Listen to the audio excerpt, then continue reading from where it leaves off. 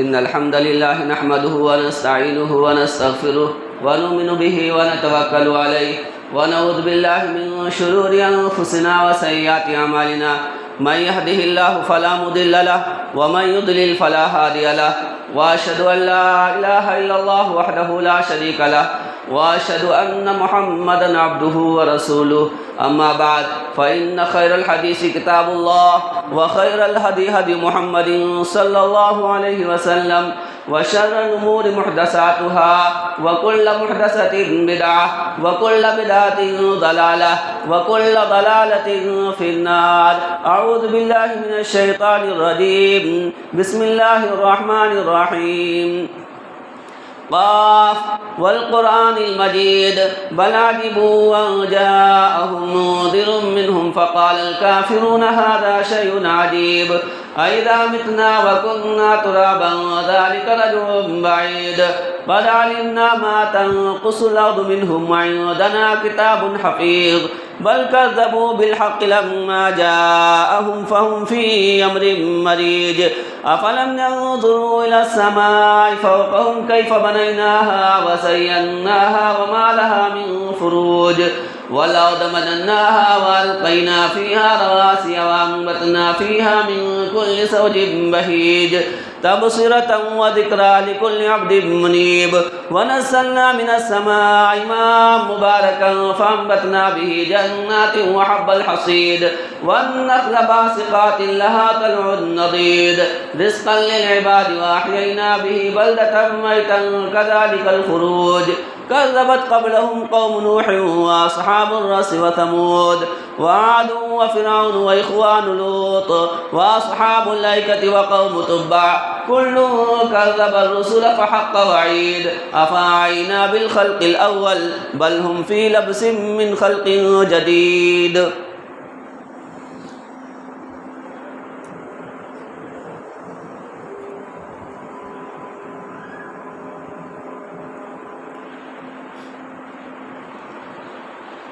إن الحمد لله نحمده ونستعينه ونستغفره ونؤمن به ونتوكل عليه ونعوذ بالله من شرور أنفسنا وسيئات أعمالنا من يهده الله فلا مضل له ومن يضلل فلا هادي له وأشهد أن لا إله إلا الله وحده لا شريك له وأشهد أن محمدا عبده ورسوله.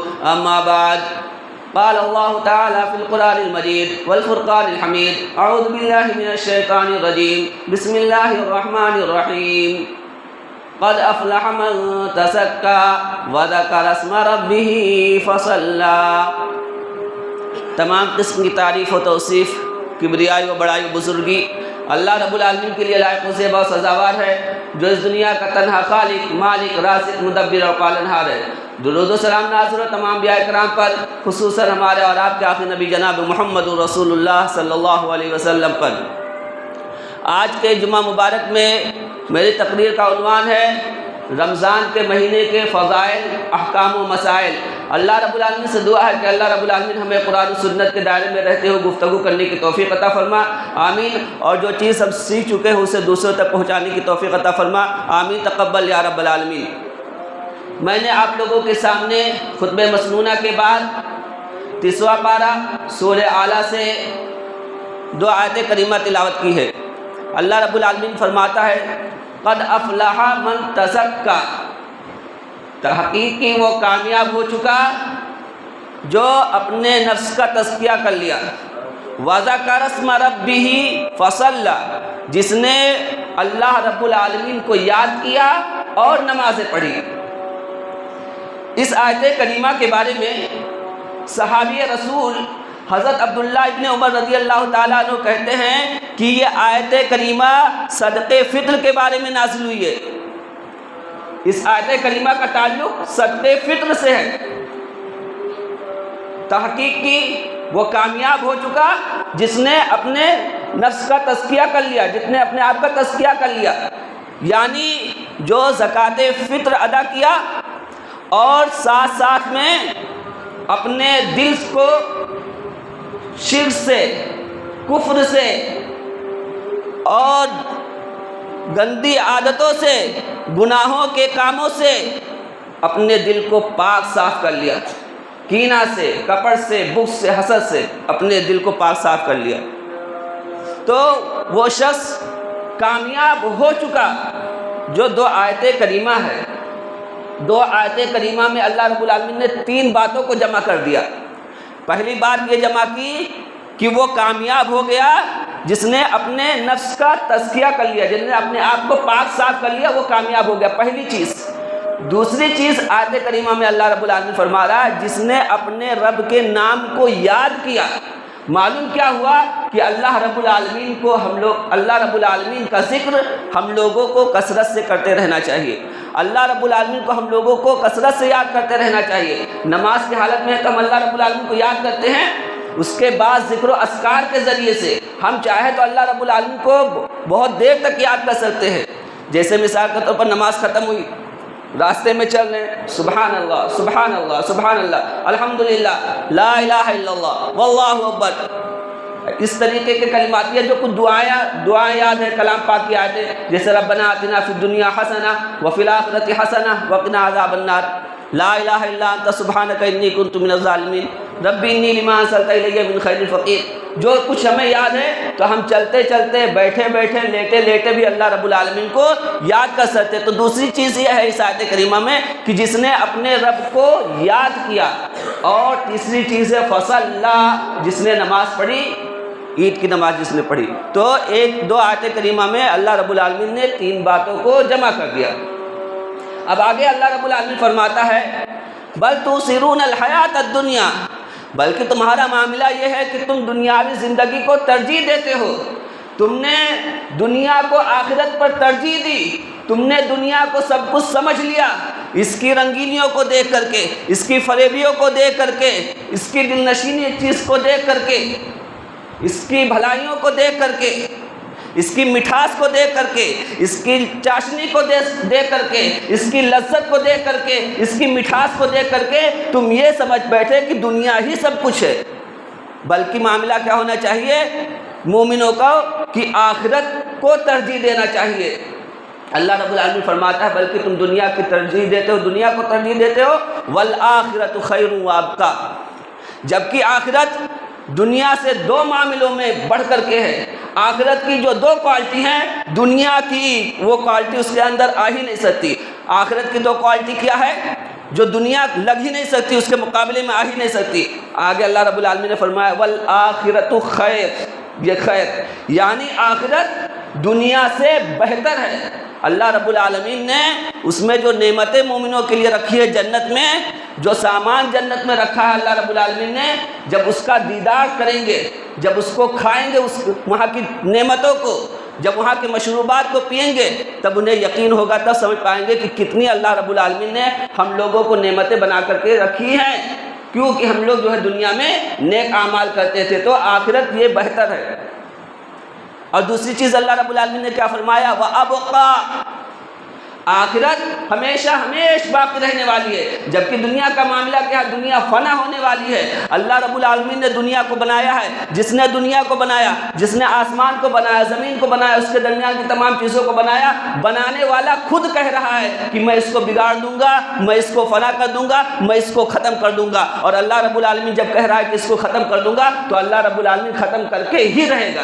تو اللہ رب العالمین فرما رہا ہے کہ آخرت یہ باقی رہنے والی ہے، آخرت ہمیشہ باقی رہے گی، اس کو فنا نہیں ہے، جبکہ دنیا کو فنا ہے۔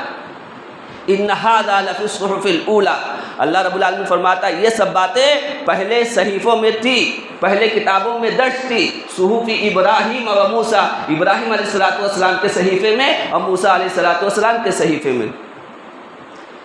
اب ہم ایک چیز دیکھتے ہیں کہ زکوٰۃ فطر یہ نکالنا کتنا ہے، اس کے لیے دلیل دیکھتے ہیں۔ اللہ کے رسول جناب محمد رسول اللہ صلی اللہ علیہ وسلم فرماتے ہیں، بخاری کی روایت ہے، فرض رسول اللہ صلی اللہ علیہ وسلم زکوٰۃ الفطر صاعا من تمر او صاعا من شعیر علی العبد والحر والذکر والانثى والصغیر والکبیر من المسلمین۔ اللہ کے رسول جناب محمد رسول اللہ صلی اللہ علیہ وسلم نے زکوٰۃ فطر کو فرض کیا ہے۔ زکوٰۃ فطر کو نبی کریم صلی اللہ علیہ وسلم نے فرض کیا ہے 1 سا۔ ایک سا یہ ہم لوگوں کے پیمانے کے اعتبار سے، ہندی پیمانے کے اعتبار سے 2.5 کلو ہوتا ہے، تو ایک سا کھجور فرض کیا ہے اور ایک سا جو، اور دوسری روایتوں میں عقد کا لفظ موجود ہے، زبیب کا لفظ موجود ہے، جس کے معنی ہوتا ہے کہ پنیر اور کشمش۔ تو اللہ کے رسول جناب محمد رسول اللہ صلی اللہ علیہ وسلم نے ایک سا کھجور، ایک سا جو، ایک سا پنیر اور ایک سا کشمش اس کو فرض کیا ہے۔ کس پر فرض کیا ہے؟ غلام پر، آزاد پر، مرد پر، عورت پر، چھوٹے بچوں پر، بڑے لوگوں پر، مسلمانوں میں سے۔ اور اللہ کے رسول جناب محمد رسول اللہ صلی اللہ علیہ وسلم نے فرمایا کہ عیدگاہ میں آنے سے پہلے، عید کی نماز میں آنے سے پہلے زکوٰۃ فطر کو ادا کر دیا جائے۔ یہ نبی کریم صلی اللہ علیہ وسلم کا حکم ہے۔ زکوٰۃ فطر ادا کرنے کا سب سے بہترین وقت جو رسول اللہ صلی اللہ علیہ وسلم کے عمل سے ثابت ہے اور صحابہ کرام کے اکثریت عمل سے ثابت ہے، صحابہ کرام کے اکثر لوگوں کے عمل سے ثابت ہے، چاند دیکھنے کے بعد بھی، جب شوال کا چاند دیکھ لیا جائے اور اس کے بعد عیدگاہ میں آنے سے پہلے جو وقت ہے، یہ بہترین وقت ہے اس کا نکالنے کا۔ یہ نبی کریم صلی اللہ علیہ وسلم کا معمول ہے اور صحابہ کرام کا معمول ہے۔ ہاں، حضرت عبداللہ ابن عمر رضی اللہ تعالیٰ عنہ جو بھی صحابی رسول ہیں، ان کا عمل کیا ہے، یہ 1 دن 2 دن پہلے بھی زکوٰۃ فطر کو نکال دیا کرتے تھے۔ یہ صحابی رسول حضرت عبداللہ ابن عمر رضی اللہ تعالیٰ عنہ، تو حضرت عبداللہ ابن عمر رضی اللہ تعالیٰ عنہ کے فعل کو دیکھ کر کے کوئی 1 دن 2 دن پہلے اگر زکوٰۃ فطر نکالنا چاہتا ہے تو نکال سکتا ہے، لیکن سب سے بہترین وقت یہ ہے کہ چاند کو دیکھ لیا جائے اور عیدگاہ میں آنے سے پہلے جو ہے زکوٰۃ فطر کو نکالا جائے۔ ایک مسئلہ اور یہ کہ نبی کریم صلی اللہ علیہ وسلم کے زمانے میں کھجوریں نکالی جاتی تھی، ایک سا جو نکالے جاتے تھے، ایک سا پنیر نکالی جاتی تھی، ایک سا کشمش نکالی جاتی تھی۔ تو نبی کریم صلی اللہ علیہ وسلم کے زمانے میں وہاں پر جو ہے مکہ المکرمہ میں، مدینہ المنورہ میں یہ چیزیں اس وقت خوراک کی حیثیت حاصل تھی، اس کو وہ سب چیزیں نکالی جاتی تھی۔ تو اگر یہ چیزیں ہم نکالیں تو بہتر ہے، ہم بھی اپنی خوراک کے اعتبار سے سب چیزیں نکالیں گے، جو ہم لوگ کھاتے ہیں وہ ہم لوگ اپنے اس سے نکالیں گے۔ تو ہم لوگ جو چیز استعمال کرتے ہیں، جیسے مثال کے طور پر ہم لوگ استعمال کرتے ہیں شکر ہے، اس کے بعد میں جو ہے گیہوں ہے، چاول ہے، دال ہے، جو چیزیں ہیں اس کو ہم استعمال کرتے ہیں، اس کو ہم نکالیں گے۔ ایک چیز اور مسئلہ ہے کہ جیسے ہم جو ہے 1 آدمی پر 2.5 کلو نکالنا ہے، اب 2 آدمی ہے تو 5 کلو، 3 آدمی ہے تو 7.5 کلو، 4 آدمی ہے تو 10 کلو، 2.5 کلو جو ہے ایک چیز دے دی گئی ہے، اس حساب سے جتنے پریوار ہیں اتنے لوگوں کو نکالا جائے گا۔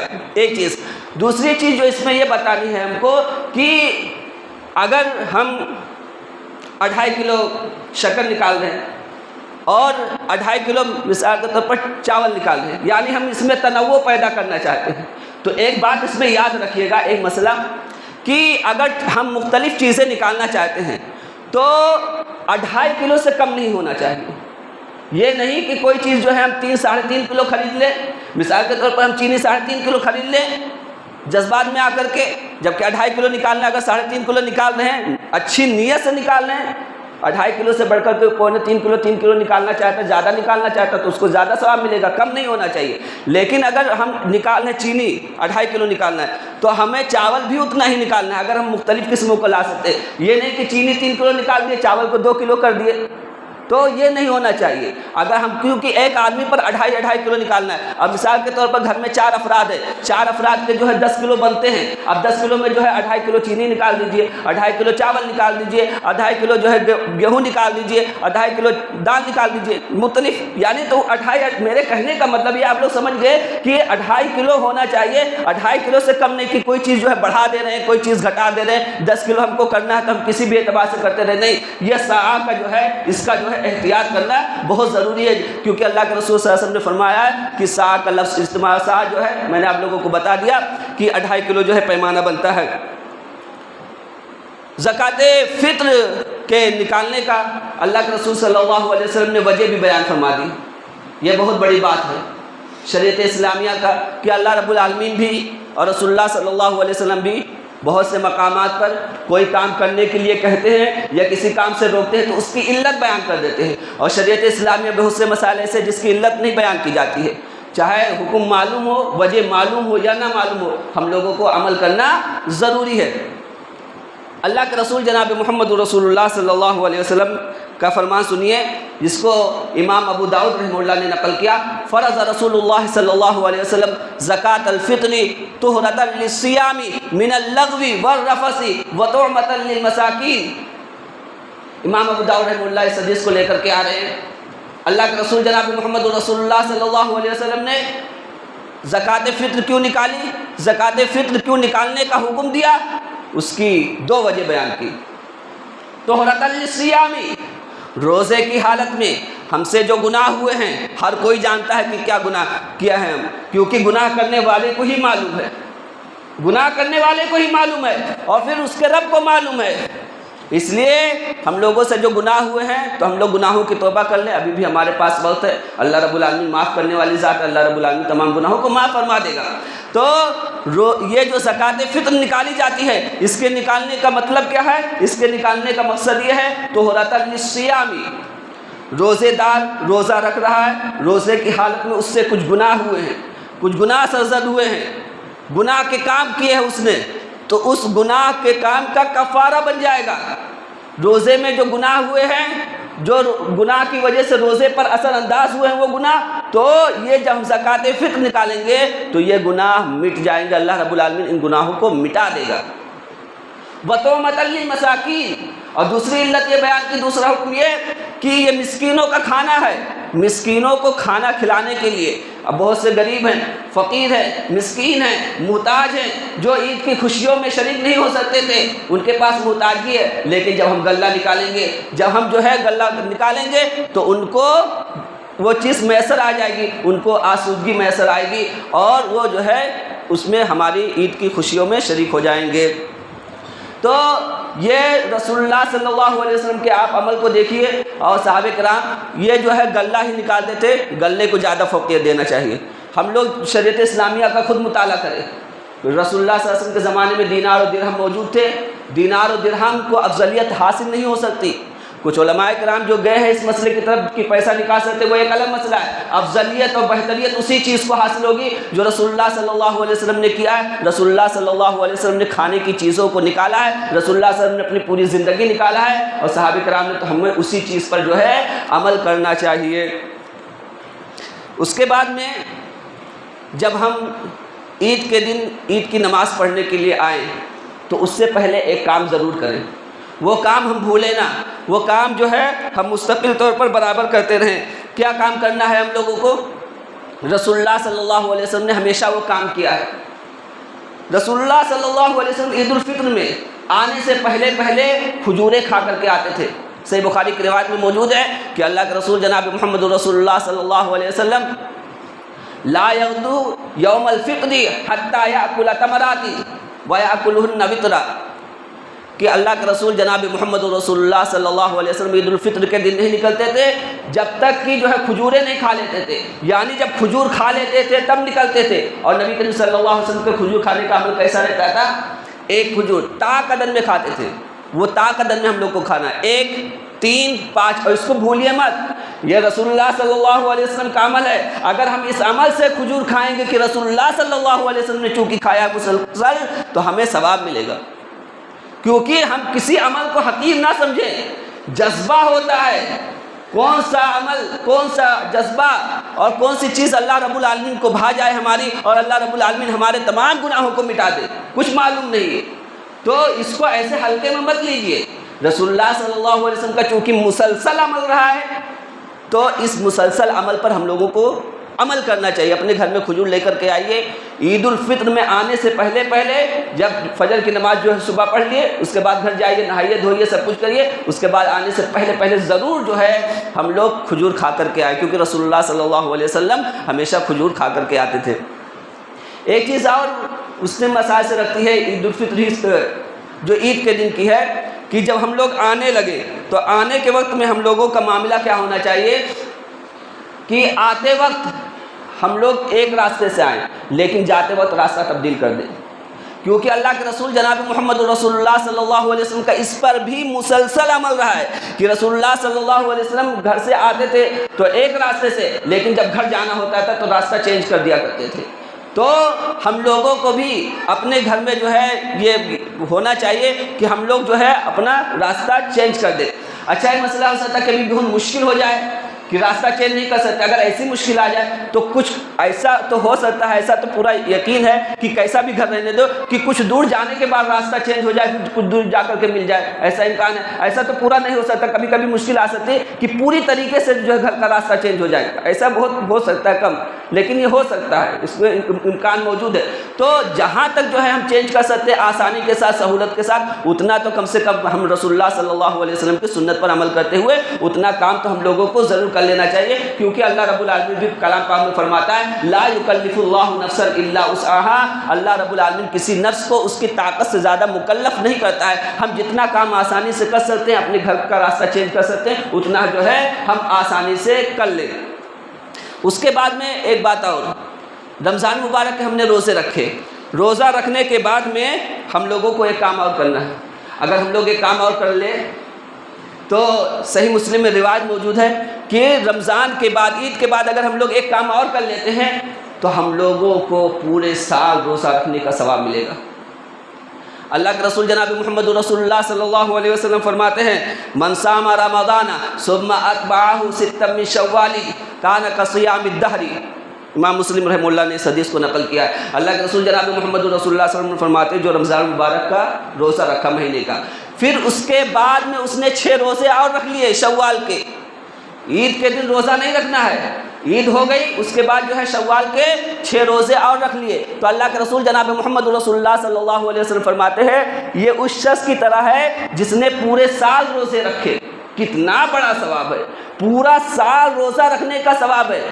اب جو ہے عید ہو گئی اس کے بعد 6 روزے ہم رکھ رہے ہیں۔ اچھا ایک بات اور ہے، یہ روزے میں ہم لوگوں کو وسعت دی گئی ہے کہ شوال کے مہینے میں عید کے بعد ہم چاہے تو مسلسل 6 روزے رکھیں، یا چاہے تو ہم یہ شوال کے اندر، یعنی شوال میں جو جیسے ایک شوال کو تو عید ہوتی ہے، اس کے بعد دوسرا شوال شروع ہوتا ہے، تو ہم کو 28-29 دن ملتے ہیں اس کے بعد میں، تو ہم چاہیں 28-29 دن میں مختلف طریقے سے رکھیں، کبھی ایک روزہ ایک دن رکھے، 4-5 دن کے بعد پھر روزہ رکھے، 2-3 دن کے بعد پھر روزہ رکھے، پھر روزہ رکھے، لیکن شوال کے اندر جو ہے اس کو کرنا ہے۔ اب ہم لوگ چاہے تو مسلسل رکھیں اور چاہے تو توڑ توڑ کر کے رکھیں، یہ شریعت اسلامیہ اس میں وسعت دیتی ہے، کیونکہ شوال کا لفظ موجود ہے، شوال میں جو ہے وسعت ہے، تو ہم لوگ جو ہے اس کا اہتمام کریں۔ اگر ہم لوگ اس کا اہتمام کریں گے تو ہم لوگوں کو اگر یعنی رمضان مبارک کا روزہ رکھا اس کے بعد 6 روزے اور رکھ لیے تو پورے سال کا روزہ رکھنے کا ثواب ملے گا۔ اور بہت سے نفوس ایسے آج بھی موجود ہیں جو اس پر عمل کرتے ہیں، یہ حدیث ان کے سامنے آئی ہے تو اس پر عمل کرتے ہیں، کیونکہ بہت سے حضرات ایسے ہیں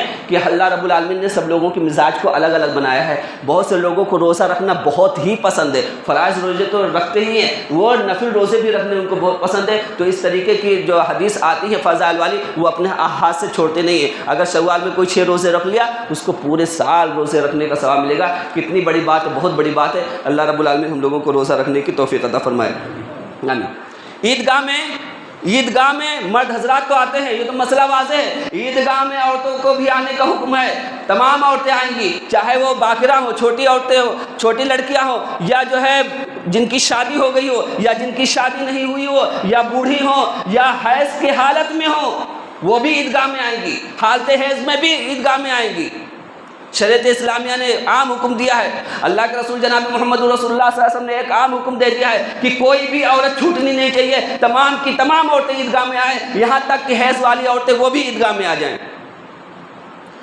دلیل حضرت ام عطیہ رضی اللہ تعالیٰ عنہ کہتی ہیں کہ اللہ کے رسول جناب محمد رسول اللہ صلی اللہ علیہ وسلم ہم لوگوں کو حکم دیتے تھے کہ عیدگاہ میں نکلیں، باکرہ عورتیں، باکرہ لڑکیاں نکلیں، جن کی ابھی شادی نہیں ہوئی ہے وہ نکلیں، جن کی شادی ہو چکی ہے، اور جو اس کے بعد میں یہاں تک کہ جن کو حیض آتا ہے وہ بھی نکلے، اور وہ آ کر کے کیا کریں گی؟ مرد حضرات تو نماز پڑھیں گے اور عورتیں بھی نماز پڑھیں گی، لیکن جو حیض والی ہیں ان کو نماز نہیں پڑھنا ہے، وہ عیدگاہ میں ایک کنارے بیٹھی رہیں گی، وہ مسلمانوں کی دعاؤں میں شریک ہوں گی، وہ تکبیرات میں شریک ہوں گی، جو تکبیرات کہی جاتی ہے اللہ اکبر لا الہ الا اللہ واللہ اکبر وللہ الحمد اللہ اکبر کبیرہ والحمد للہ کثیرہ سبحان اللہ بکرۃ واصیلہ، یہ کلمات وہ برابر کہتی رہیں گی۔ تو وہ آئیں گی حیض والی عورتیں عیدگاہ میں، لیکن وہ کنارے بیٹھے رہیں گی، دعاؤں میں شریک ہوں گی، نماز حیض والی عورتیں نہیں پڑھیں گی، اور اس کے بعد میں جو ہے یہ تمام مسلمانوں کے لیے دعا کریں گے۔ تو اللہ کے رسول جناب محمد رسول اللہ صلی اللہ علیہ وسلم نے یہ حکم عام دیا ہے۔ اس کے بعد میں اللہ کے رسول صلی اللہ علیہ وسلم نے جب ایک عام حکم دیا کہ سب لوگ آئیں گی، تو ایک صحابیات نے جو ہے سوال کر لیا، کہا اللہ کے رسول جناب محمد رسول اللہ صلی اللہ علیہ وسلم، ہم لوگوں میں سے بعض ایسی عورتیں ہیں جن کے پاس دوپٹہ نہیں ہے، جن کے پاس چادر نہیں ہے۔ اللہ کے رسول صلی اللہ علیہ وسلم، غربت کا بہت حال ہے، بہت خراب حالت چل رہی ہے، تو ایسی عورتیں بھی آئیں جن کے پاس دوپٹہ نہیں، جن کے پاس چادر نہیں، ان کا کیا مسئلہ ہوگا؟ آپ کہہ رہے کہ سب عورتیں آ جائیں، حیض والی عورتیں تک آ جائیں عیدگاہ میں، اور ہمارے پاس مسئلہ یہ ہے کہ ہمارے پاس جو ہے دوپٹہ نہیں ہے، چادر نہیں ہے، بعض خواتین ایسی ہیں، ان کا کیا ہوگا، کیا مسئلہ ہوگا؟ اللہ کے رسول جناب محمد رسول اللہ صلی اللہ علیہ وسلم نے فرمایا کہ چاہیے کہ ان کی بہنیں ان کو دوپٹہ دے دیں، ان کو دوپٹہ دے دیں یا اپنی چادر میں ان کو اڑھا دیں۔ اللہ کے رسول صلی اللہ علیہ وسلم نے اس کا حل نکالا۔ اللہ کے رسول صلی اللہ علیہ وسلم نے نہیں فرمایا نہیں آنا نہیں ہے، اللہ کے رسول صلی اللہ علیہ وسلم نے حل نکالا ہے۔ تو عیدگاہ میں تمام قسم کی عورتیں آئیں گی، جب دلائل سے کوئی چیز ثابت ہو جائے، رسول اللہ صلی اللہ علیہ وسلم کی حدیث سے کوئی چیز ثابت ہو جائے، تو پھر ہمیں چوچرا کرنے کی کوئی اجازت نہیں ہوتی ہے۔ اللہ رب العالمین فرماتا ہے وَمَا آتَاكُمُ الرَّسُولُ فَخُذُوهُ وَمَا نَهَاكُمْ عَنْهُ فَانْتَهُوا، رسول اللہ صلی اللہ علیہ وسلم جو تمہیں دے وہ لے لو، اور جس چیز سے رسول اللہ صلی اللہ علیہ وسلم تمہیں روک دے اس سے رک جاؤ۔ جب رسول اللہ صلی اللہ علیہ وسلم نے ایک عام حکم دیا عیدگاہ میں تمام عورتوں کو آنے کے لیے، تو کوئی کسی کے اندر ہمت نہیں ہے، مجال نہیں ہے کہ وہ روک دے۔ اور اسی سے میں ایک چیز اور بتا دوں آپ لوگوں کو کہ مساجد میں عورتوں کے آنے کا اللہ کے رسول جناب محمد رسول اللہ صلی اللہ علیہ وسلم نے حکم دیا ہے۔ مساجد میں عورتیں آئیں، نبی کریم صلی اللہ علیہ وسلم کے زمانے میں صحابیات نبی کریم صلی اللہ علیہ وسلم کے پیچھے نمازیں پڑھتی تھی، اور وہ حکم آج تک ہے اور قیامت تک ہے۔ رسول اللہ صلی اللہ علیہ وسلم کے فرامین قیامت تک ہیں، جو رسول اللہ صلی اللہ علیہ وسلم کی صحیح حدیثوں سے ثابت ہو جائے، صحیح فرامین ثابت ہو جائے کہ رسول اللہ صلی اللہ علیہ وسلم کا واقعتاً قول ہے، کوئی ایک دلیل بھی آ جائے وہ دلیل قیامت تک باقی رہنے والی ہے۔ اللہ کے رسول جناب محمد رسول اللہ صلی اللہ علیہ وسلم کی موجودگی میں صحابیات نماز پڑھنے آتی تھی، وہی حکم آج بھی موجود ہے۔ آج بھی عورتیں مسجد میں نماز پڑھنے آنا چاہتی تو نماز آ کر کے پڑھ سکتی ہے، کسی کے اندر طاقت و قوت نہیں کہ اس کو روک لے، اور جو روکے گا وہ شریعت اسلامیہ کا مخالفت کرے گا، اور جو شریعت اسلامیہ کا مخالفت کرے گا وہ قیامت کے دن اللہ رب العالمین کو کیا جواب دے گا؟ جب اللہ رب العالمین اس سے سوال کریں گے کہ میں نے اپنے نبی کریم سے تو نبی کریم صلی اللہ علیہ وسلم سے یہ حکم کروا دیا تھا، اعلان کروا دیا تھا کہ عورتیں مسجد میں آ جائیں، تم کون ہوتے تھے؟ تمہاری کتنی مجال ہو گئی، تمہارے اندر کتنی جرأت ہو گئی کہ تم نے جو ہے عورتوں کو مسجد میں آنے سے روک دیا؟ تمہارے اندر یہ جرأت کیسے آئی؟ اس وقت بڑے سے بڑے عالم لوگ تھرا جائیں گے، کپا جائیں گے، ان کی عالمیت جو دکھاتے ہیں، اپنی عالمیت کا سکہ جو عوام میں جماتے ہیں، وہ عالمیت کا سکہ دھرے کا دھرے رہ جائے گا، وہ عالمیت کچھ وقت فائدہ نہیں آئے گی۔ قیامت کے دن اتنا ہولناک ہوگا کہ یہ بڑے سے بڑے عالم کی کیا حیثیت، انبیاء کرام بھی جو ہے اس شدت کو محسوس کریں گے، جیسا کہ حدیثوں سے ثابت ہے۔ عالموں کی کیا حیثیت ہے؟ جو چیز رسول اللہ صلی اللہ علیہ وسلم کی حدیث سے ثابت ہو جائے، اس کے بعد کوئی عالم آ کر کے روکے، وہ بہت ہی جرأت کا کام کر رہا ہے، اور اللہ رب العالمین کے عذاب کو دعوت دے رہا ہے۔ میں ایک حدیث آپ لوگوں کے سامنے ساتھ ساتھ نوٹ کر دوں، ساتھ ساتھ میں ایک حدیث آپ لوگوں کو بیان بھی کر دوں، جس سے عورتوں کے مسجد میں آنے کا ثبوت مل جائے گا آپ لوگوں کو۔ صحیح بخاری کے اندر روایت موجود ہے، اللہ کے رسول جناب محمد رسول اللہ صلی اللہ علیہ وسلم کہتے ہیں کہ جب میں مسجد میں آتا ہوں، مسجد میں آنے سے پہلے میری یہ خواہش ہوتی ہے کہ آج میں لمبی نماز پڑھوں گا۔ ابھی نماز پڑھانے کے لیے آ رہے ہیں، سوچ رہے ہیں کہ مصلی پر کھڑا ہوں گا تو آج لمبی قرات کروں گا۔ اس کے بعد میں جب میں آتا ہوں مصلی پر نماز پڑھاتا ہوں تو میں بچوں کے رونے کی آواز سنتا ہوں، پھر اس کے بعد میں میں نماز کو مختصر کر دیتا ہوں. نماز مکمل ہوتی ہے، قرات جو ہے مختصر کر دیتا ہوں. نماز نبی کریم صلی اللہ علیہ وسلم کی مکمل ہوتی ہے تو میں مختصر کر دیتا ہوں. اس وجہ سے میں مختصر کرتا ہوں کیونکہ مجھے معلوم ہے کہ اب اس بچے کے رونے کی وجہ سے اس کو ماں کی کتنی تکلیف ہو رہی ہے، مجھے معلوم ہے. تو اللہ کے رسول جناب محمد رسول اللہ صلی اللہ علیہ وسلم اس وجہ سے نماز کو تخفیف میں کر دیا کرتے تھے. کیا بات معلوم ہوئی اس حدیث سے کہ اللہ کے رسول جناب محمد رسول اللہ صلی اللہ علیہ وسلم کی موجودگی میں صحابیات نماز پڑھنے کے لیے آتی تھیں. اور کیا مسئلہ معلوم ہوا؟ چھوٹے چھوٹے بچے رہتے تھے، دودھ پیتے ہوئے بچے، چھوٹے چھوٹے بچوں کو لے کر کے آتی تھی. اور کیا معلوم ہوا؟ ساتھ میں بچے روتے بھی تھے، بچے روتے بھی تھے. اس رونے کی وجہ سے نبی کریم صلی اللہ علیہ وسلم نماز کو مختصر کر دیتے تھے. پہلے سوچتے تھے نماز لمبی کروں گا اور نبی کریم صلی اللہ علیہ وسلم مختصر کر دیتے. ساتھ میں کیا معلوم ہوا؟ اس امپورٹنٹ مسئلہ کیا معلوم ہوا؟ اللہ کے رسول جناب محمد رسول اللہ صلی اللہ علیہ وسلم نے یہ منع نہیں کیا صحابیات کو، نہیں ایسی صحابیات اب نہیں آئیں گی جن کے پاس بچے ہیں. وہ صحابیات آ سکتی ہیں جن کے پاس بچے ہو، وہ صحابیات آ سکتی ہیں جن کے پاس بچے نہ ہوں، لیکن وہ صحابیات نہیں آئیں گی جن کے پاس چھوٹے چھوٹے بچے ہوں. منع کیا؟ یہ تمام صحابیات کو منع کیا؟ نہیں منع کیا. جبکہ صحابیات میں ایسی تھی جن کے پاس بچے نہیں ہوتے تھے، اور صحابیات میں ایسی بھی ہوتی تھی جن کے پاس بچے ہوتے اور روتے تھے، لیکن رونے کی وجہ سے بھی اللہ کے رسول جناب محمد رسول اللہ صلی اللہ علیہ وسلم نے منع نہیں کیا. تو رسول اللہ صلی اللہ علیہ وسلم نے منع نہیں کیا تو ہم اور آپ کون ہوتے ہیں منع کرنے والے؟ اور مسجدوں سے اتنی چڑ کیوں ہے؟ مسجدوں سے اتنی نفرت کیوں ہے؟ کیوں مسجدوں سے اتنا نفرت کرتے ہو؟ عورتوں کو مسجد میں آنے کے بارے میں اتنے فتوے دیتے ہو، کچھ فتوے بازار کے لیے بھی رکھ لیا کرو. بازار میں عورتیں کس طرح گھومتی ہیں، اب حق بات ہے، سچ بات ہے، حقیقی بات ہے.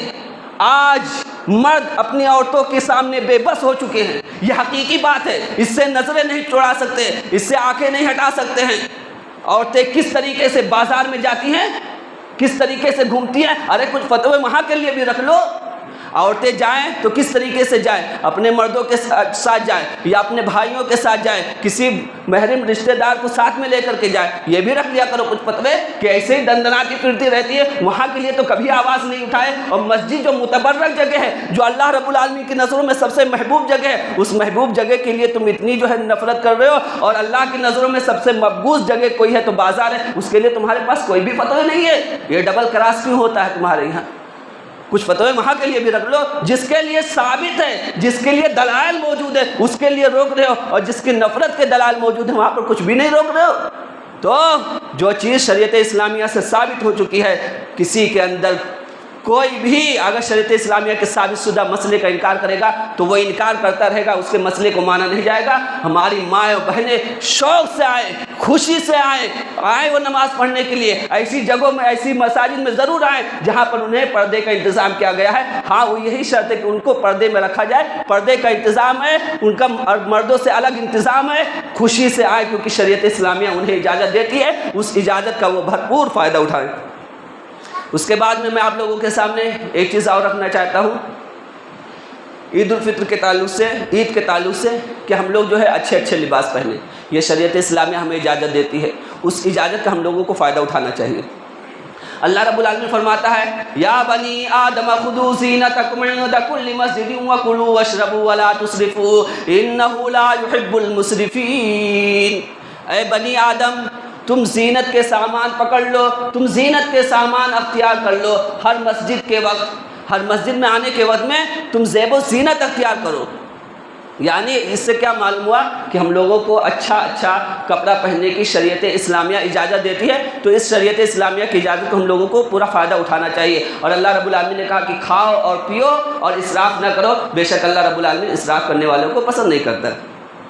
کپڑوں میں ایک بات یاد رکھنا چاہیے، کپڑے ہم کتنا بھی عمدہ سے عمدہ پہنیں، مرد حضرات کے کپڑے ٹخنے سے نیچے نہیں ہونے چاہیے، کیونکہ اس کے لیے رسول اللہ صلی اللہ علیہ وسلم کی حدیث آ گئی کہ جن کے کپڑے ٹخنے سے نیچے ہوں گے تو وہ جہنم میں جائیں گے، اتنا حصہ جہنم میں جائے گا. تو اس کا جو ہے ہم لوگوں کو بچاؤ کرنا چاہیے. ہم لوگ اچھے سے اچھا کتنا بھی کپڑا پہن سکتے ہیں.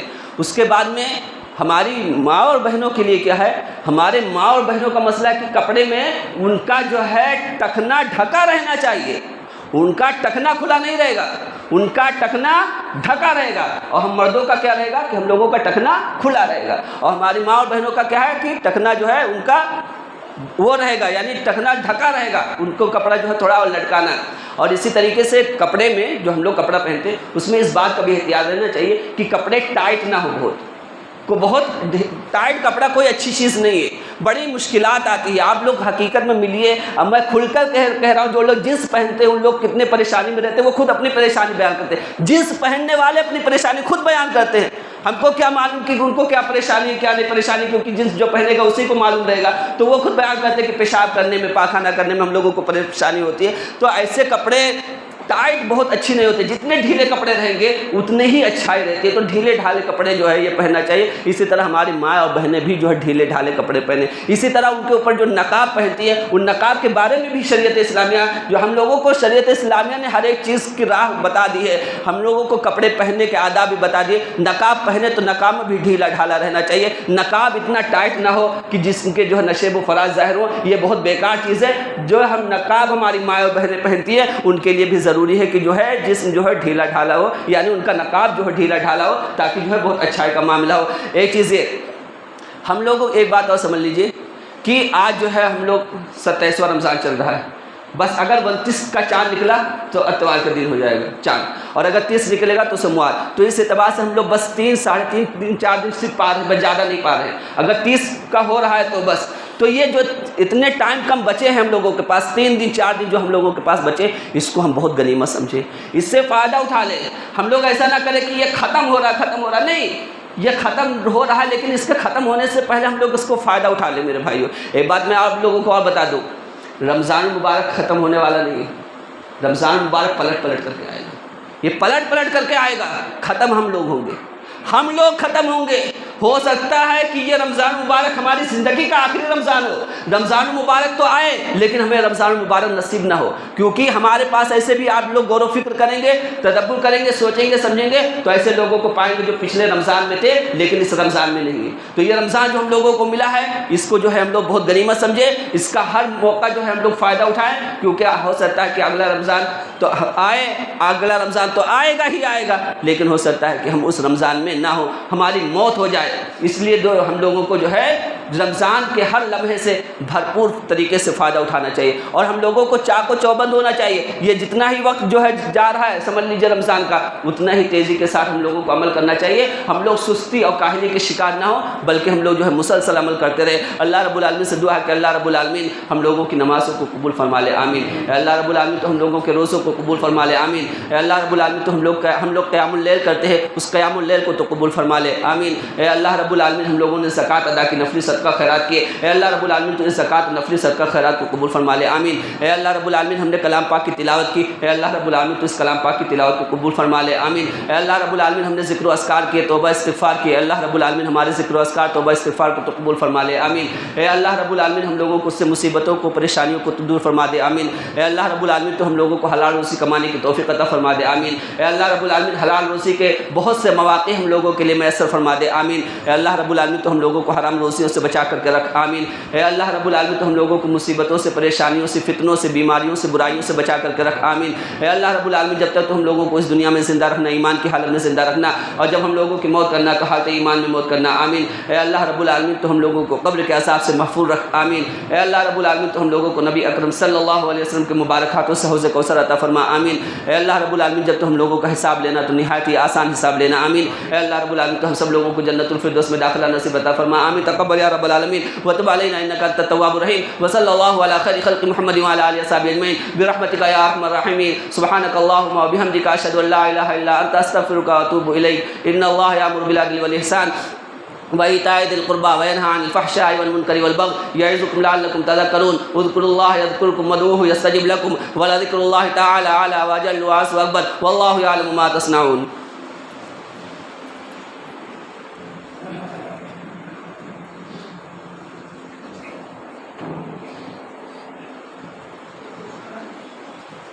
الله أكبر الله أكبر أشهد أن لا إله إلا الله أشهد أن محمدا رسول الله.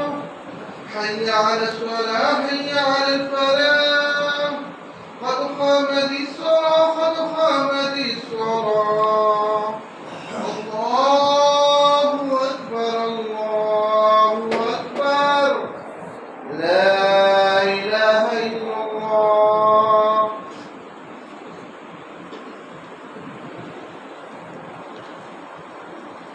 صفوں کو درست کر لیجئے، قدم سے قدم، ٹخنے سے ٹخنا ملا کر کے کھڑے ہوئیے، خوب مل جل کر کے کھڑے ہوئیے۔ صفوں کی درستگی نماز کی درستگی میں سے ہے۔ اللہ اکبر۔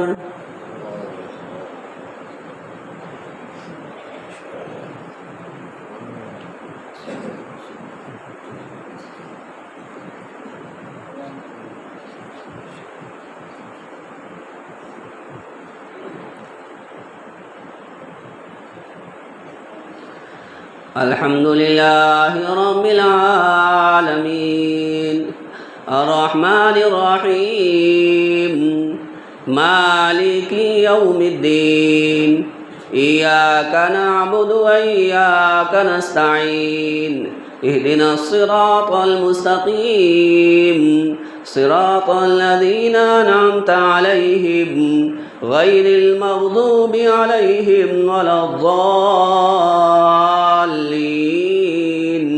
آمين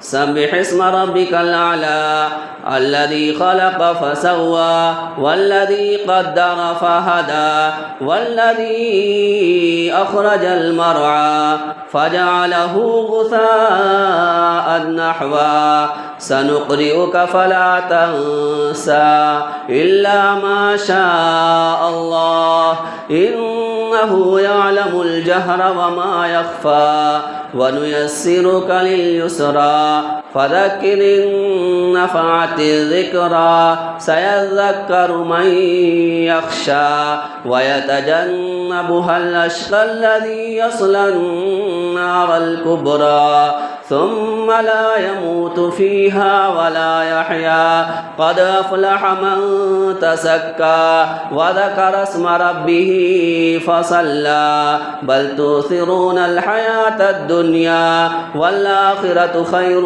وأبقى إن هذا لفي الصحف الأولى صحف إبراهيم وموسى الله أكبر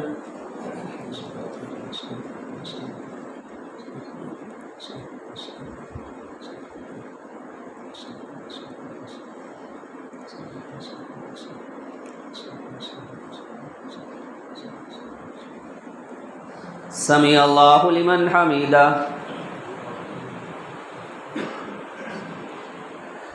الله أكبر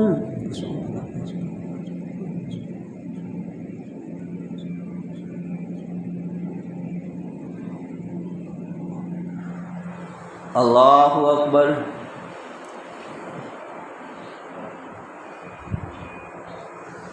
الله أكبر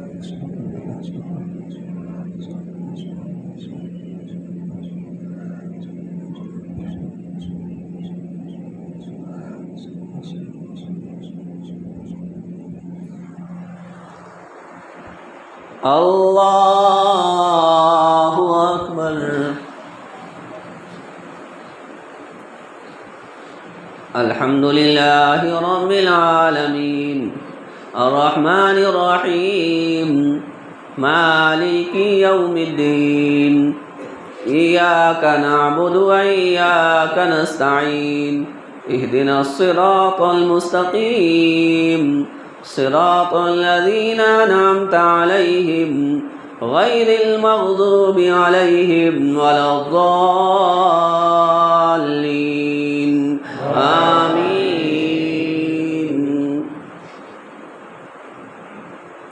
هل أتاك حديث الغاشية وجوه يومئذ خاشعة عاملة ناصبة تصلى نارا حامية تسقى من عين آنية ليس لهم طعام إلا من ضريع لا يسمن ولا يغني من جوع وجوه يومئذ ناعمة لسعيها راضية في جنة عالية لا تسمع فيها لاغية فيها عين جارية فيها سرر مرفوعة وأكواب موضوعة ونمارق مصفوفة وزرابي مبثوثة أفلا ينظرون إلى الإبل كيف خلقت وإلى السماء كيف رفعت وإلى الجبال كيف نصبت وإلى الأرض كيف سطحت فذكر إنما أنت مذكر لست عليهم بمسيطر إلا من تولى وكفر فيعذبه الله العذاب الأكبر إن إلينا إيابهم ثم إن علينا حسابهم. الله أكبر.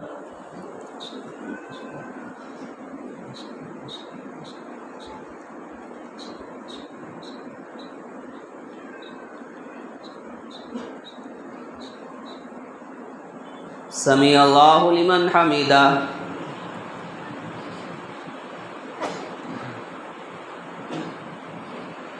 الله أكبر.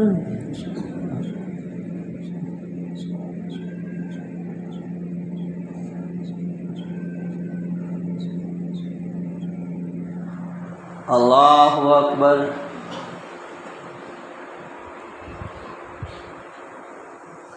الله أكبر.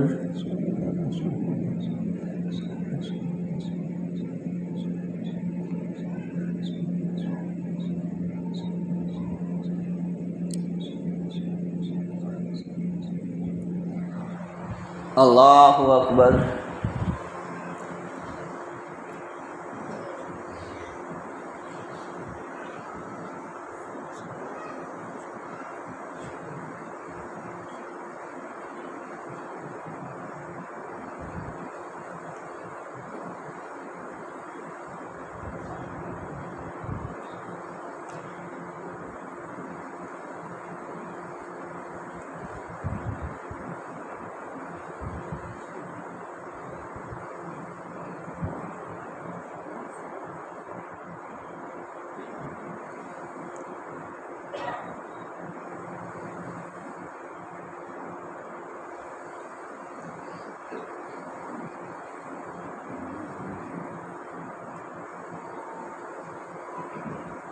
السلام عليكم ورحمة الله.